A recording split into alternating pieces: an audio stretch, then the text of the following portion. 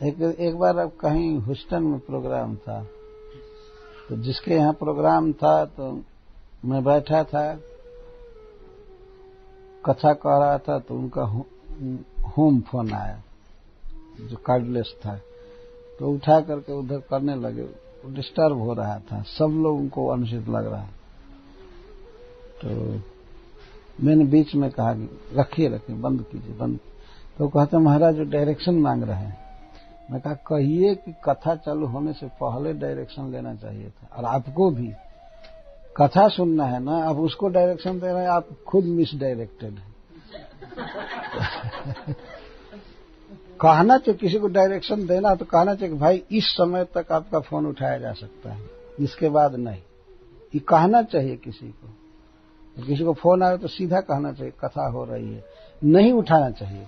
और टाइमिंग होता है, रियली जो मैं धर्म की बात कह रहा हूं उस पर अमल करना चाहिए।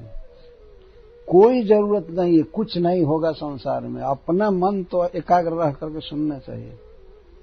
यह बहुत बड़ा पाप है मोबाइल फोन ऑन रखना कथा के समय,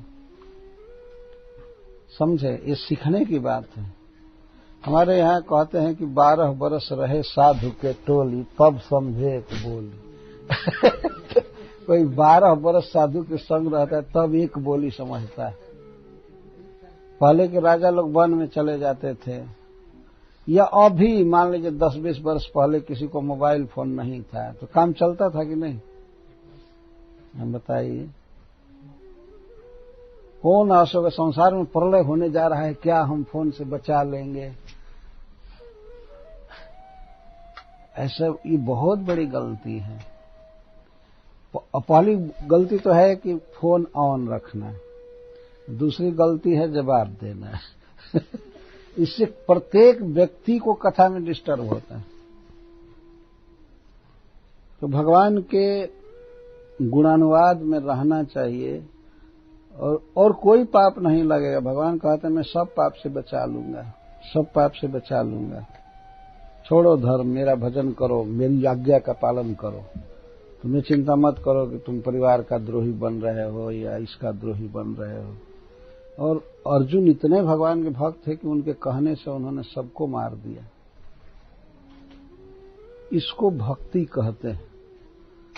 तो हम लोगों को तो ये करना नहीं, किसी को मारो, ये करो, लेकिन कम से कम चित्त की एकाग्रता और जप आदि में आज्ञा पालन भगवान का करना चाहिए। बताइए, जब भगवान कहते हैं कि तुम जप करो और हम जप नहीं करते हैं, जिस दिन आ करके कहेंगे कि उठाओ राइफल और सबको मारो, हम मारेंगे? बताइए। वो तो छोड़ने को कहते हैं, वो भी नहीं छोड़ पाता है आदमी, मारेगा क्या? ऐसे मारने की जरूरत नहीं है। लेकिन अर्जुन की निष्ठा देखिए, जुटे हुए हैं अपने स्वजन, आचार्य, गुरु, सब मामा, अपने बहनोई, साले, और भगवान कहते हैं मारो इनको, और उन्होंने मारा। कितना समर्पण है कृष्ण के प्रति। डर रहे थे पाप लगेगा, भगवान कहते हैं पाप नहीं लगेगा। सबसे बड़ा पाप है मेरी बात न मानना, यही सबसे बड़ा पाप। मैं ही तुम्हारा सब कुछ हूं, और कौन संबंधी है इस जीवन में? तुम कुरु वंश में जन्म लिए हो तो सोचते हैं वो लोग मेरे हैं।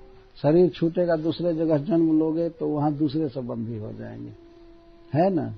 जीव का वास्तव में कोई संबंध नहीं है अन्य जीवों से।